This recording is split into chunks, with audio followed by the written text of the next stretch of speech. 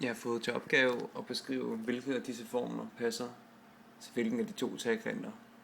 På venstre side har vi en retvinklet, og på højre side har vi en vilkårlig trekant.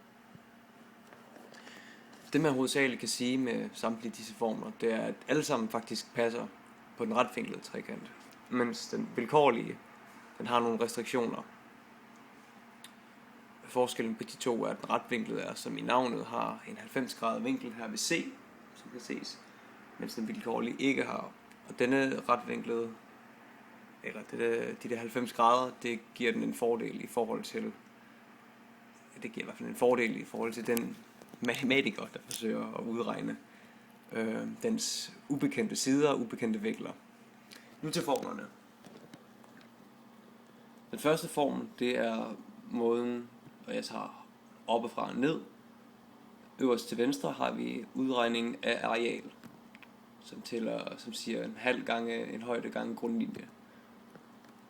Den kan bruges på begge to, men hvis man bruge den til den vilkårlige trekant, den her, så vil det kræve, at man kender højden, og til det så kan man umiddelbart benytte sig af for eksempel cosinus, sinus eller tangens til at finde ud af den ubekendte højde, som for eksempel kunne være her. Og dermed har man så lavet to retvinklede trekanter og kan forsøge sig med de formler, som den vilkårlige trekant ikke kan bruge. Nå, for at komme videre.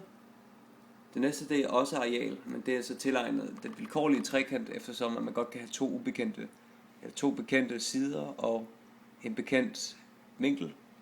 Det næste, det er Pythagoras' sætning, som er tilegnet kun den retvinklede og taler for, hvordan man finder en ubekendt side, hvis man har to bekendte. Som sagt, disse tre, de er kun tilegnet den retvinklede trekant. Herover har vi så de to øverste cosinus-relationen. Den første er, hvordan man finder en ubekendt side, og den næste, det er, hvordan man finder en ubekendt vinkel. Og det sidste, det er sinus-relationen, som er nyttig, hvis man har en side og en dertilhørende vinkel. Så kan man finde det, som jeg tror hedder en skalafaktor.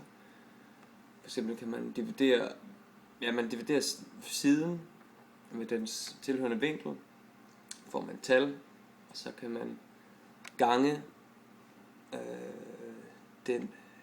det tal, som man nu har fået med de to, med en vinkel, for så for eksempel at finde b. Det skulle vist være det.